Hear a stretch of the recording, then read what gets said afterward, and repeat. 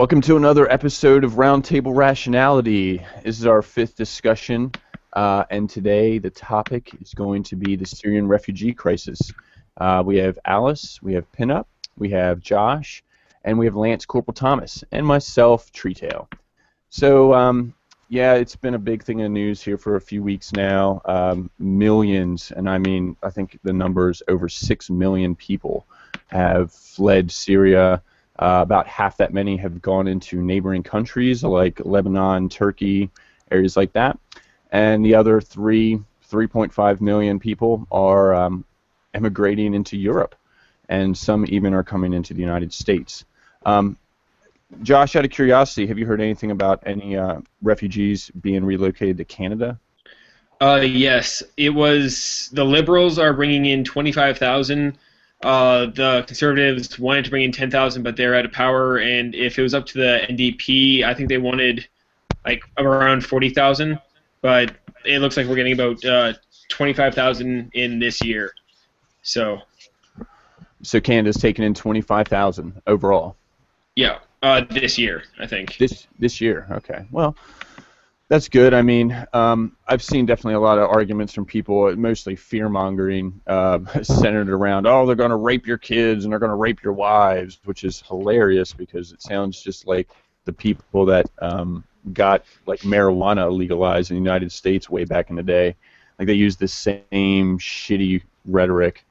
And to be honest with you, when you're talking about, in my opinion, with like the terrorism aspect of it, even if let's take into account the, maybe 3 or 4 dozen people that have been kind of charged with terrorist activities, that's like less than, I think, 0.1%. I think it's almost in the like the 100th% of the refugees fit into that category. So it seems sort of odd to kind of broad brush paint all these people as potential terrorists. What do you guys think? That's one thing that I actually looked into because I actually was concerned about that exact point. But I was looking into the screening process that we have to bring in the refugees. Like I think I read that the states have brought in 750,000 refugees since September 11th, and only 2 of them have been charged with terrorism-related crimes. So they have a pretty good screening process in place. And also, it's a completely different scenario what's happening in like the refugees that we're taking in America and Canada and in Europe. Because we have, like, if you look at the demographics of people that are fleeing, it's 65% are adult males. I think it's all that too. Yeah, 18% women and 22% children. So they're the ones, like, it kind of seems like some of them are just opportunists. Yeah, and the majority of them are men. They're just, okay, well, we have a free ticket. If you can walk to Germany, you're living in Germany. Pretty much is what it's looking at right now. Yeah, and there were two points I wanted to add to that, too, about that being such a high ratio. One, obviously in a lot of Middle Eastern cultures, women don't really get to make their own choices when it comes to that kind of stuff, whereas men do. Men can get up and leave whenever they damn well please, whereas women are pretty much controlled by their family. And the other thing is could you imagine making a trek like that with children? That'd be insane. Yep. People are doing it, but it's absolutely insane. Are actually about people coming in on boats. That's, yeah. Although, yeah. So like 66% is just the people coming in on boats, which is like, I think when we were looking at it, that was like 800,000 of the refugees. Are coming in by boat, 800,000? Yeah. Yeah.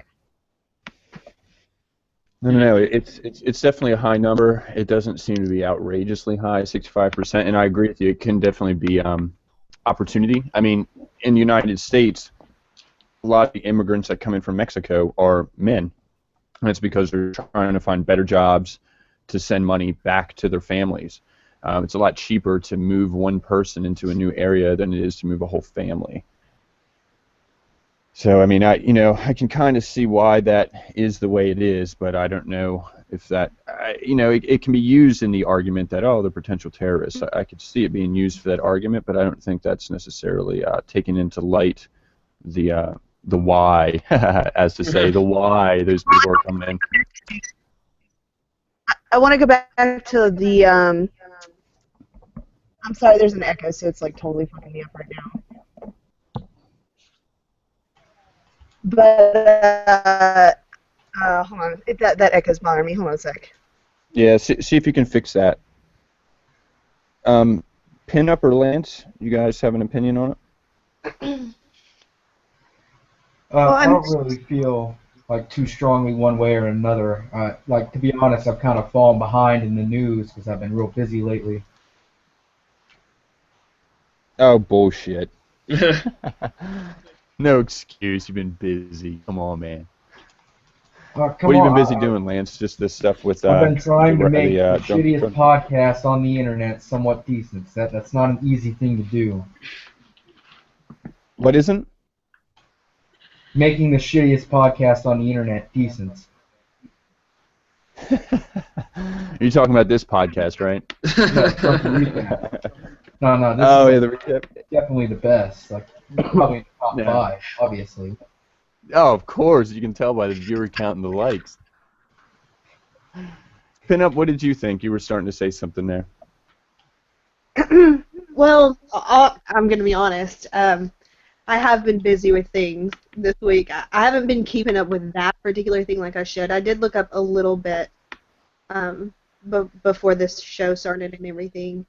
But I guess maybe I got more of a biased article that I was looking at because it showed like the statistics on children that were coming were like really astronomically higher than what you two had just said. Well, how many refugees are there? Does anybody know that number? It's around 6.5 million that are leaving those war-torn areas. Around 6.5 million, about 3 million, maybe give or take, going into Europe specifically. Well, I just want to stress that number that's been going around, about 66% of them being male, adult males, is just about people coming in over, on the ocean, on boats and shit. There's a whole bunch of other refugees that aren't even coming in that way, and I haven't even seen. That's the only numbers I've seen in the articles that I've read. Well, it's also looking at registered refugees. That's where they're getting their numbers from. Is actually going to be registered.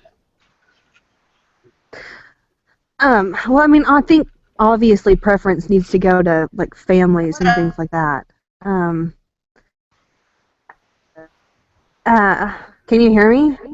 Yeah, I can hear you, Pinup. Because it's breaking up really bad over here.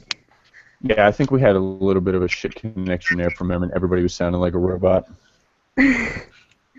So I think definitely preference should go to like children and things of that nature, but I know that in America, single parent households that are women, they do have preference coming over, but when you're just classified as a refugee, it's kind of they go wherever they want to seek asylum.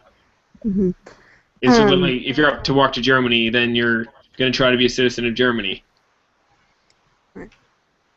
Hold on a second. I've got to fix something because I can barely hear. It's fine. Well, you were saying something earlier about how in Europe America and Canada were more rigorous about screening people. I just found an article about how Paris had a lot of red flags. I'm watching. Okay. Jeez, that audio is bad. So I feel like. Yeah, Alice. I'm sorry, Alice. You're gonna have to like reset your connection or something. You sound horrible. I can tell you have something good to say there too, but I just cannot make you out. I'm sorry. Just is that any better? No, I think you might just need to get in a better connection spot with a better Wi-Fi or a cellular connection. Whatever you want. Okay, go ahead and change your position and give us another try. Yeah, I mean, I'm gonna leave and I'll be I back. saw a friend of mine, actually a few different people have access to this account and to the Twitter account. Matter of fact, I keep meaning to share it with you guys. I probably will after the hangout's over. And I saw a conversation going back and forth between a friend of mine and Skullduggery, and I think he even actually was originally tweeting to the Roo about, Germany has programs to house people, like where, if I lived in Germany, I could open my house and my bedrooms to like a family or people that needed place to stay. And Hmm. my friend had actually asked him if he was going to open his doors and let a family, and he's like, "Fuck no." Just absolute put your foot down about it. And I have a major issue with that. Like, if you can help these people, why not give it a try? I've read quite a few firsthand stories on Reddit where people that live in Germany have told their stories and said that, it's hype. What you're seeing a lot of in the news is all propaganda. It's bullshit. There are millions of those people are good, hardworking people that just don't want to get blown the fuck up. Is this any better? Yeah, you're better now. Okay, well, what I was going to say is, you had mentioned, or Josh had mentioned earlier, how Canada and America have these more rigorous screening processes for immigrants. But I had just read an article earlier today talking about how Paris had seen a lot of red flags for the attacks, and they were already watching everybody that was involved, and they had just not taken any action on it. So I think that the fears are definitely hyped up. There's, yeah, they're looking at it. I think you're referring to that report that just came out about France saying that they did have some kind of warning about these people. Is that what you're bringing up? Yeah, yeah. Yeah, I think I read something about that where they were already like red flagged individuals, and there was kind of a little bit of a failure to act on their part, which I found kind of interesting. But I mean, it's not to say that somebody is not going to just sneak in and do something horrible. I mean, I also saw a report that there were I think it was two people that have come into the United States with like a wave of, I think it was like 10,000 people, and two of them have potential links to bombs, roadside bombs that were set off in the Middle East against U.S. troops. So I mean, it obviously is going to happen. I just, it's almost like we can't exactly give blanket blame across an entire group of people just because there's a few bad apples. But that's one other issue that you get into. It's not just you're not blaming people, you're blaming an ideology that they believe in. Like they're Muslims running from Islam. Yeah. Hey, I actually saw something really odd today about Saudi Arabia. There apparently is a sewer drain company that's going around removing sewer drain grates and finding tons of Qurans being dumped into the sewage systems, or not the sewage systems, but the drainage systems for like rainwater runoff and stuff like that. And there's a photo I saw of like, oh man, like 100 Qurans laying on the sidewalk they pulled out of the gutter, out of the ditch. Who did it? Did they figure it out? No, I mean they don't know. They've been sitting down there just getting waterlogged for sometimes years. But there are definitely people that are running away from the religion. It's just that they don't have the opportunity to, because if who do they have to go to? They have nobody. They have nobody to go to. They want to stop being Muslim tomorrow, or if they even have questions about it. I mean, it's heresy. And we all know what happens with apostates in Islam. Yeah, I Yeah. mean, I get it that's. now. I mean, I agree with you, Josh. It's a totally shit ideology. Totally shit ideology. But I mean, that doesn't mean that the people are shitty. I mean, probably there's a lot more of the sort of watered down Muslim, worldwide, where it's kind of like cultural Judaism, where you just show up for the bar mitzvahs and things like that, but you don't really buy into the bullshit. So why do you think, what is it about that specific religion that is kind of staying, like, archaic? Like, it doesn't seem to evolve like the others have. It's Well, it just was in the so long. 70s. Well, the thing is, like your definition of evolve would be civilized, but if like you look at a virus, it doesn't have to be better than you, doesn't have to be stronger than you. It just has to be more numerous and more brutal, and it can win. Like Islam is on the rise. It's not Well, like hold on. it's It an inferior ideology. It's an aggressive ideology. It has what it takes to take over the world. Like it has the wasn't the fundamentals to religion. do that. It was just a power vacuum in the 70s and 80s. That's what happened. Because, I mean, if you were a backpacker in Europe, in like the late 60s and the 70s, that place was the shit. Going to Iraq was like where you wanted to be. Everybody was super hospitable. There were these amazing climbing spots. It was super easy to get from point A to point B. People were just great, and and they were definitely, going through their own personal revolution, sexual revolution, music revolution, and then there was that, the power vacuum. There was the revolution, and then the warlords were able to step in and take control of the government. That is some terrible audio. Yeah, her audio is still a little bit spotty. I can kind of make out what she's saying. I've also noticed that when I go back to watch this show later, that audio that sounds like crap to us sounds 10 times better on the final cut. Just sort of weird. So sometimes I'll go back and listen if I've missed out on like what Pinup is saying or somebody, and it comes through pretty well. Like when we had Chris on, like 3 episodes ago, yeah, he sounded a lot better on the actual YouTube recording than he did to us during the Hangout. It's kind of weird, but yeah, I mean, that is a good point, Alice, about people having a lot easier time in that Middle East era, like years and years ago. I mean, there's definitely some type of catalyst that really sort of pushed all that forward. I mean, it's fundamentalism when it comes down to it. I mean, yeah, I'm being totally retarded right now, and I can't remember what the catalyst was, but it's kind of like, is Middle East history 101 kind of stuff. Pinup said that she's out, that her internet connection's total garbage, so she's out for the night. I haven't looked at the chat yet. We got 3 viewers right now, it says. One of those is me. Oh, is it? Okay. Well, if anybody, if the other 2 viewers want to jump in, you guys can DM me through Twitter, and I'll send you the link.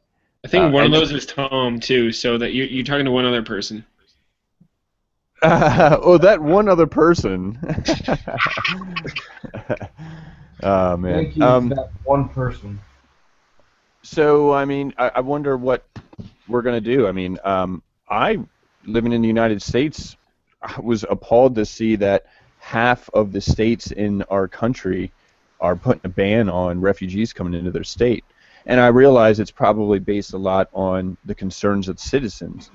But how much of that is really based in fact, and how much of it's based on Fox News?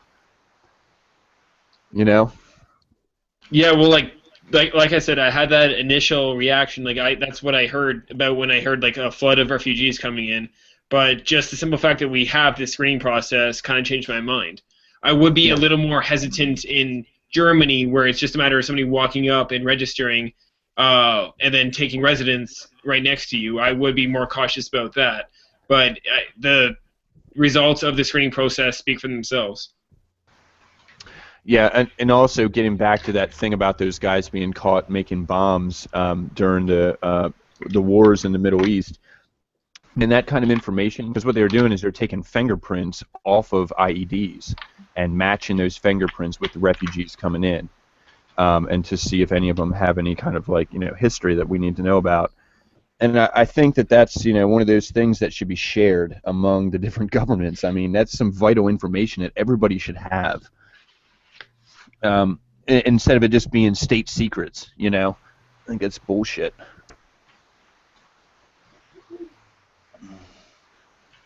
I wonder what the vetting process will be like in the U.S. I'm curious when they get around to it. I know they've let some people in, but I'm curious about what the actual vetting process is. And Pinup brought up a good point earlier about women and children. Like they should be given top priority. I mean, I even on Twitter one time had stated that if they turned around, Josh was saying something about 63%. We're not sure if that's on, but let's say it's 50% that are men. Let's just give it all the grace we can. And of those, 80-some%, if I remember seeing correctly, are fighting age men. I mean, honestly enough, I wonder why they haven't figured out some system to train these people and go take their country back. I mean, is that such a bad thing to say, you think? They probably don't want to. I think that one of the other reasons why there could be a lot more men that are leaving, we were talking earlier about how there's probably no jobs there right now.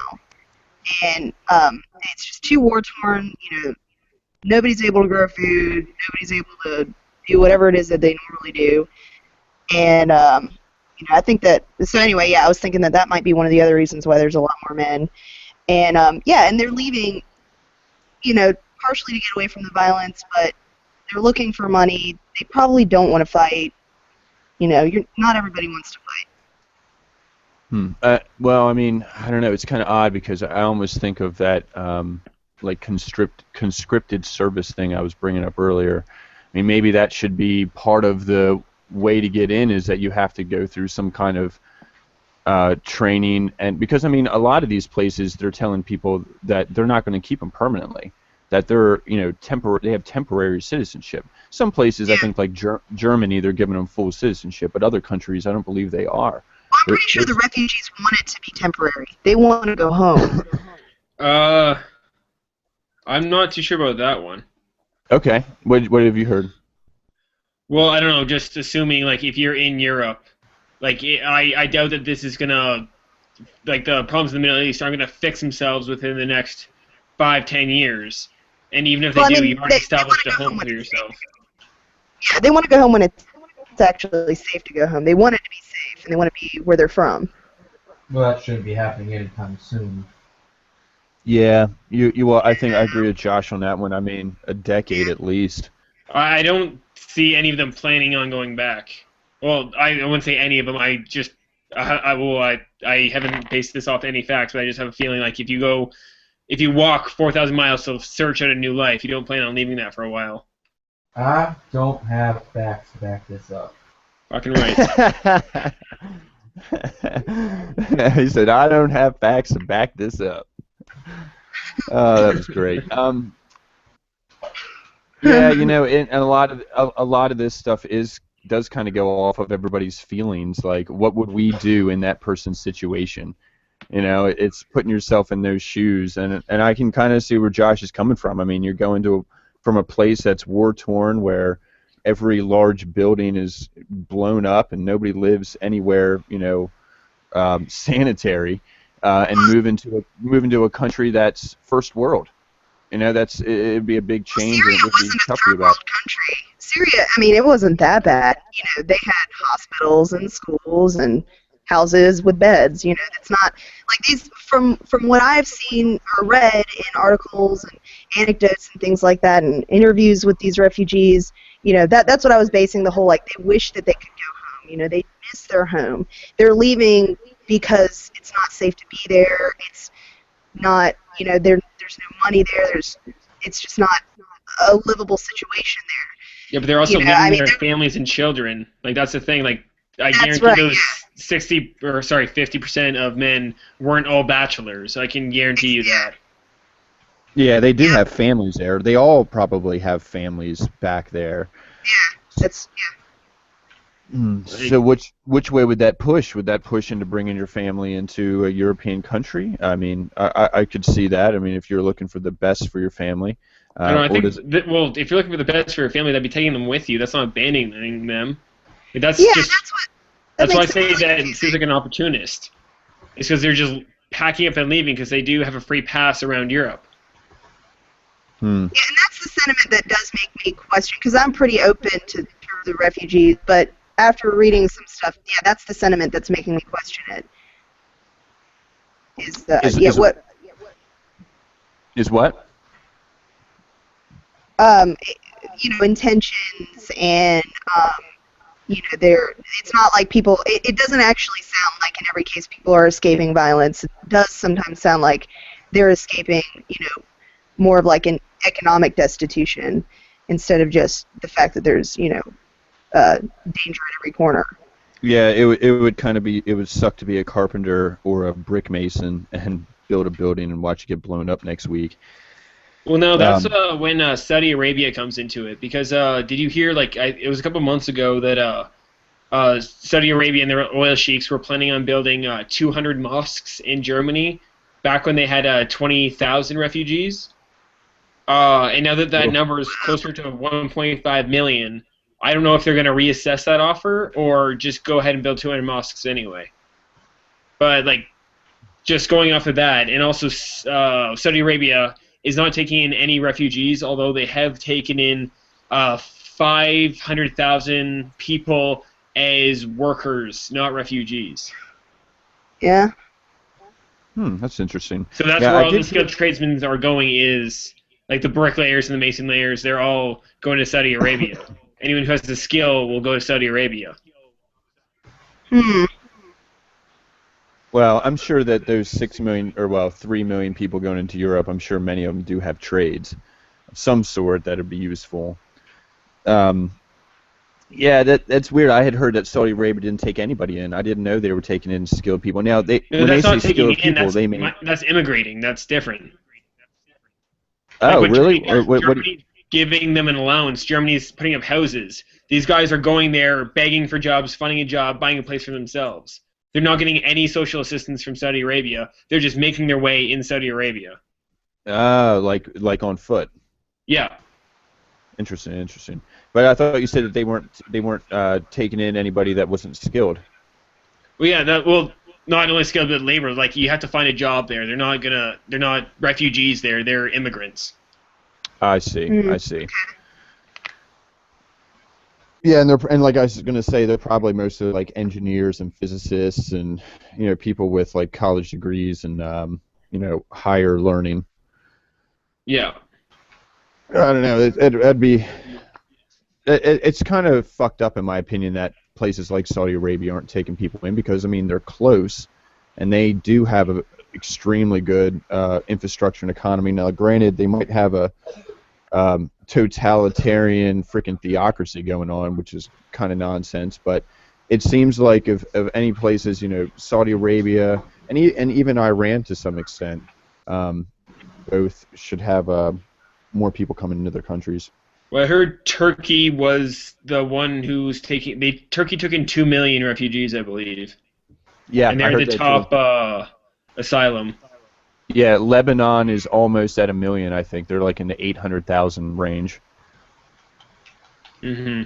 Which seems to make sense. If I put myself in their shoes and I was a quote-unquote Muslim, I would probably want to move to another Muslim country or somewhere where I could assimilate easier.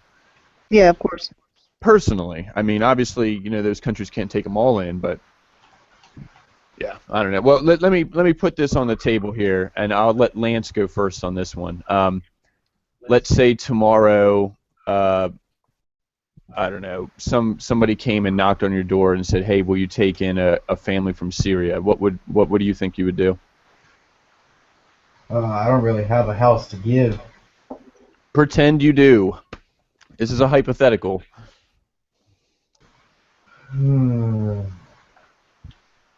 Never been good with hypotheticals.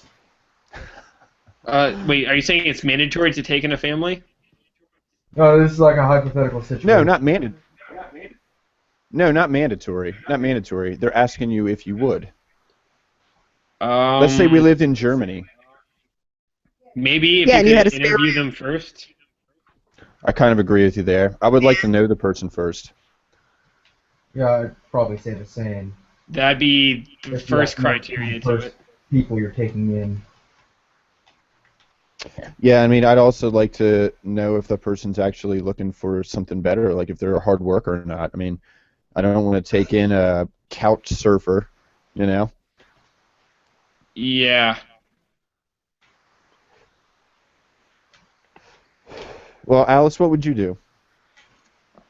Well, I feel confident that if, I feel confident that there'd be some kind of vetting process because I live in America, and I would do it in a heartbeat. I've got 2 extra rooms upstairs. I would take in as many people as I can, but, that's, I just am compelled that way. I think you get social assistance if you were to do that. Yeah, you probably would through the government, I would bet. Because, I mean, obviously, if these people come into your home, one of your first priorities is going to be buying them, like, a set of clothes, new shoes. But the community comes together so more than you would expect. One anecdote I was reading on Reddit was this girl that went to volunteer at one of the places, and she was talking about how her nephew's babysitter hates refugees, doesn't want them there at all, but in spite of that, when she came around asking for electric tea kettles and blankets and things like that, she loaded her up. She gave her as much stuff as she needed.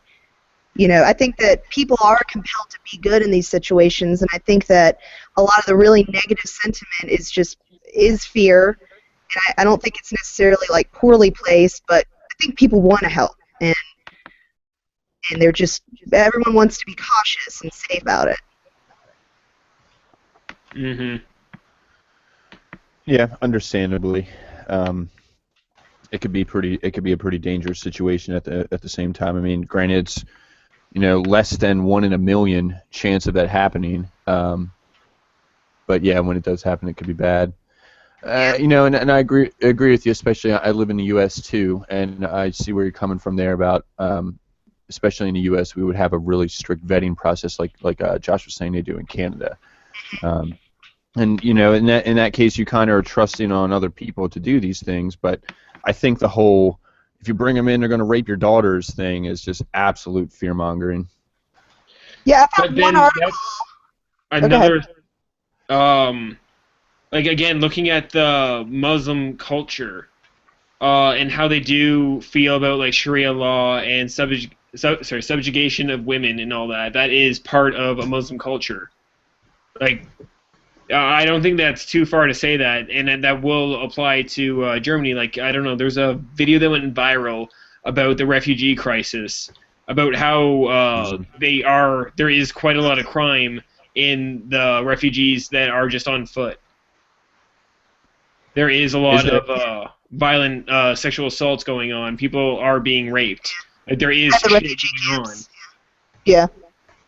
That's why it's kind of a completely different situation in Europe than in America. Because you're just saying because of the amount of people. Because obviously, when you increase the amount of any group of people, you're going to get an increase in crime, especially when they're destitute. Mm-hmm. Or basically just when you're like walking in filth and you can barely find food. Yeah, everything is a lot worse, and it definitely attracts the wrong crowd.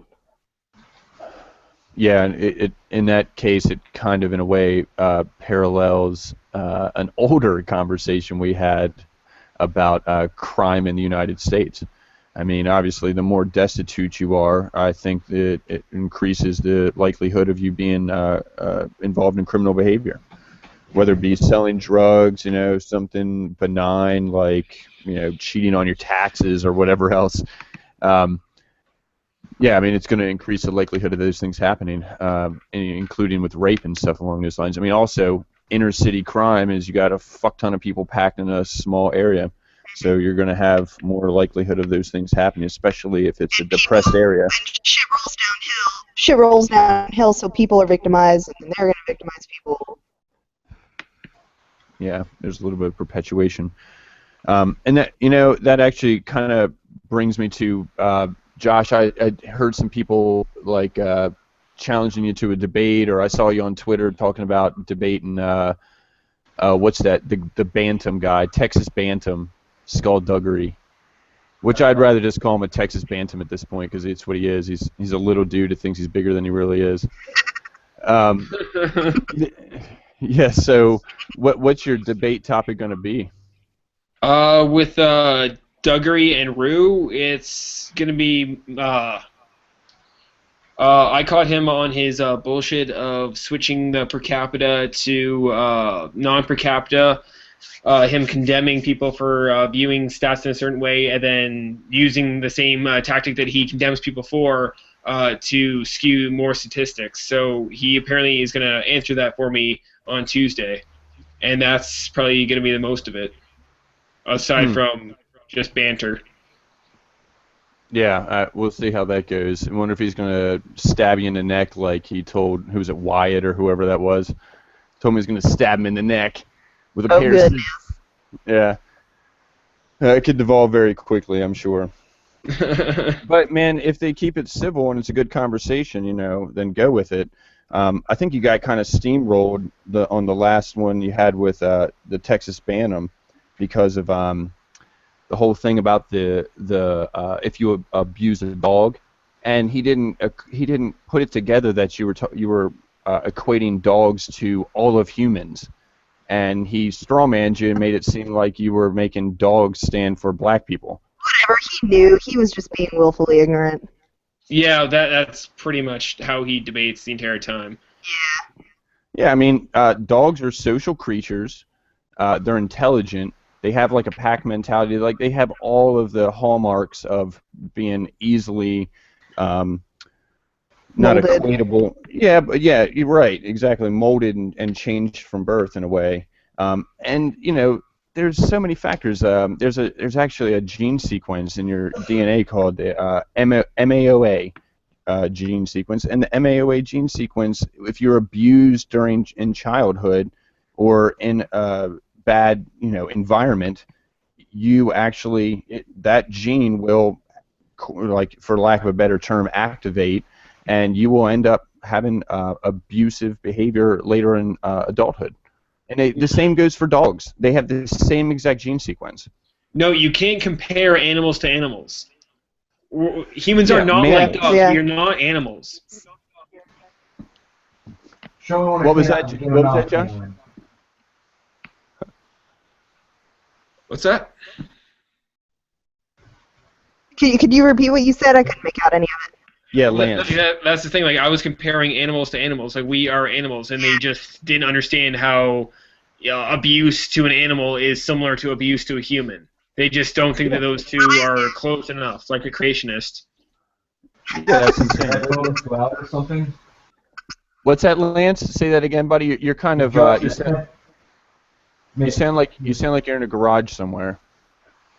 Garage. Yeah, you got a connection. For the bathroom.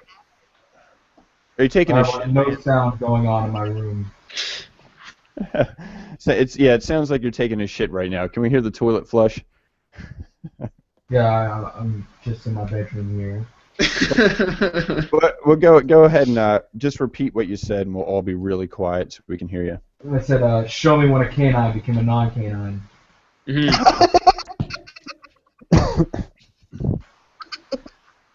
I mean, it's when you get nanobot technology injected into you, so you can transform into a non-canine in heaven. Which I thought was hilarious, by the way. That's such an awesome thing. All right. Well, is there any other topics you guys wanted to chat about, or anything else you wanted to add to this topic before we wrap this up? I kind of wanted to touch on the awesome conspiracy theory that ISIS is like socially engineering all this shit. Oh, in what way? No. That- It's not ISIS. It's not ISIS. It's the Illuminati. That's it. Surely. No, it's lizard people. Come on. Reptilians. Yeah, I mean, ISIS is probably The proper comprised- term is reptilians. You fucking. Oh, Yeah, reptilians. My bad. Yeah, was that racist saying lizard people? Yes. I'm sorry, God. Red Pill. Lizard people is a racist term. Refer to Yeah, them 'cause they as reptilians.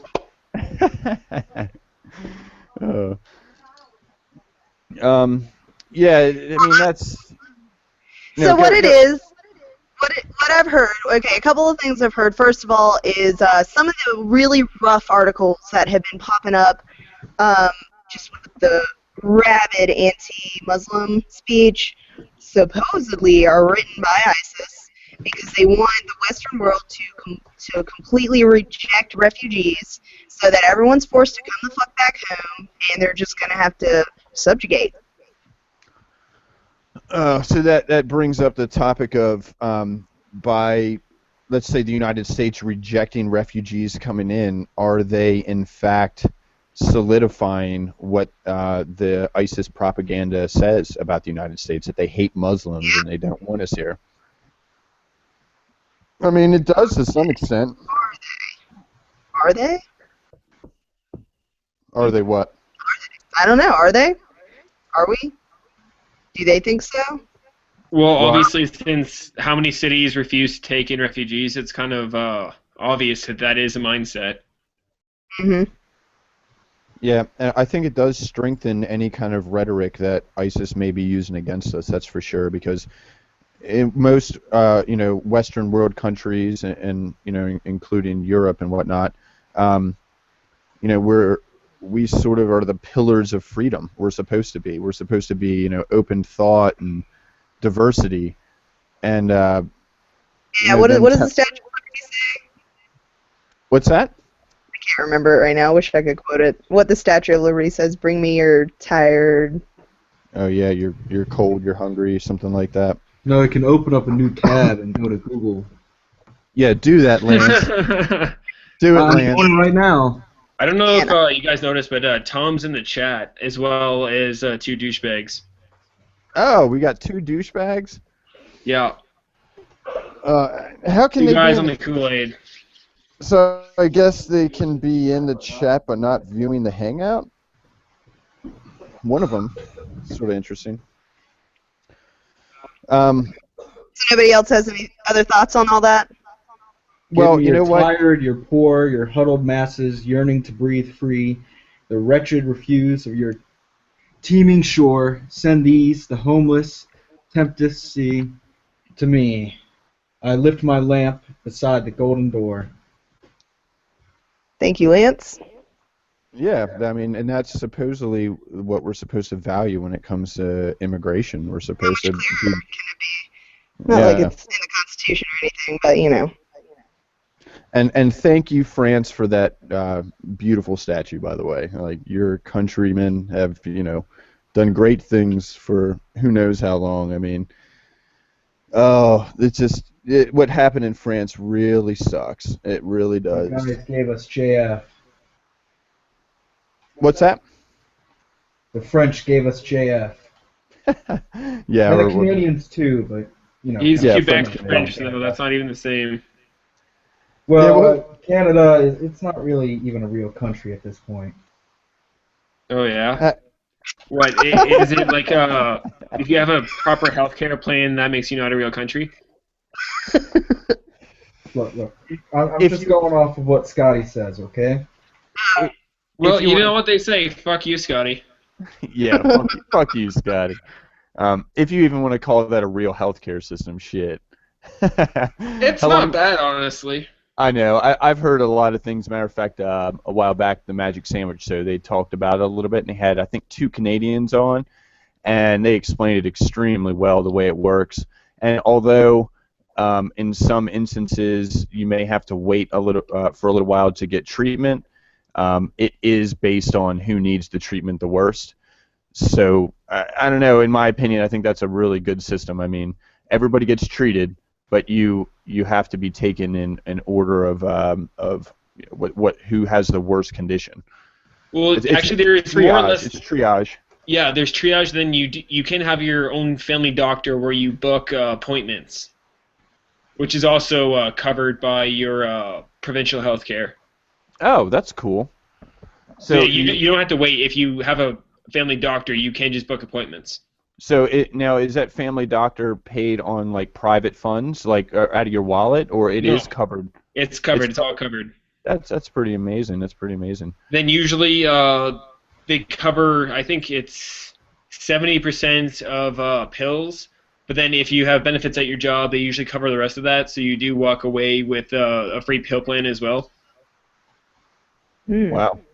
Like, I think Interesting. like I've spent a couple nights in the hospital. Then the only bill I had was a $45 ambulance taxi. Wow. What had happened to you? Car accident like 3.5 years ago. Oof. And was it bad? I mean, was anybody messed up, or did everybody walk away? No, a truck driver cut me off in the middle of an intersection, lied to the cops, told him I hit him while he was stopped at a red light, even though that he was jackknapped in the middle of the intersection, and the cop charged me with careless after I went to the hospital. Oh wow. Yeah, so I got fucked Well, right I on hate that truck one. drivers. does your insurance go up? Oh yeah, it did. That was right before I left for Alberta. Hmm. Now, what's the thing with Quebec? You were saying it's like its own different area. Is it really like a different country among itself up in Canada? I That's how mean, they fucking act. should they just secede? Yeah, they should secede them, invade them, then they can just not have any political standing whatsoever. That'd work out But for me really well. I mean, a lot of good people come out of Quebec, though, of course.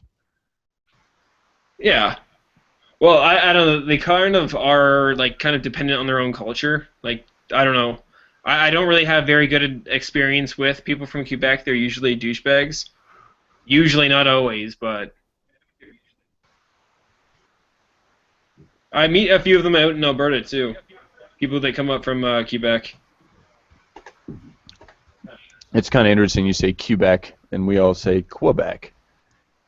Yeah. Which is it? Which is it? How do the French even say it? Quebec. The French Canadians. I don't know. See what JF says. Quebec. All right. Well, I guess we're gonna wrap this up. Is that cool with you guys? Yeah, I'm content. Lance, you got anything else you want to put in there? Nope, I'm good. All right, Alice. I'm solid. All right. Well, everybody have a good evening, and yeah, that's it for the 5th Roundtable Rationality. Hopefully, we'll have some more people, new people in next week. I kind of would like to touch on the anti-theist versus being anti-whatever, anti-theism debate next Okay. week or the week after, whenever we can all get back together to do that again. And Can for we ask any for of real stand on that real quick? oh, I'm anti-theism, but not anti-theist. Okay. Does anyone else want to answer? Hmm? Where they stand on that debate? Oh, Anti-theist. anti-theist or anti-theism? Is that what you said? There, Trico? Yeah. Yeah, are you an anti-theist or are you an atheist, which is kind of in a way anti-theism, which is sort of a weird way to put it. It's not the same, but yeah, similar. Well, I don't know. I just see anti-theist as being against theists. Like I say, fuck Islam, not fuck Muslims. So, Right. well, like that's where I stand at. I criticize the ideology, not the people that follow it. Yeah, okay, I agree, and I agree with you. Lance, come on, man, you can be anti-theist. Throw it out there, Lance. I have to agree anti-theism, but not anti-theist. All right, we need to Like get we'll get Chris on here in the next week or two when we come back together, because I'm I'm sure. neither. I'm not anti either one, really. Oh, you're not anti-theism either? I'm really an atheist, you guys. Oh, really? What are you, Alice? I'm agnostic. Oh, you're agnostic. What? Agnosticism just has to do with knowledge. Are you agnostic Christian, agnostic atheist, agnostic pagan? Where would you put yourself on there? I don't know. Well, we'll delve into that later, I guess. All right, well, we're going to wrap it up. Everybody have a good evening, and we'll see you on Roundtable Rationality number 6. Good night.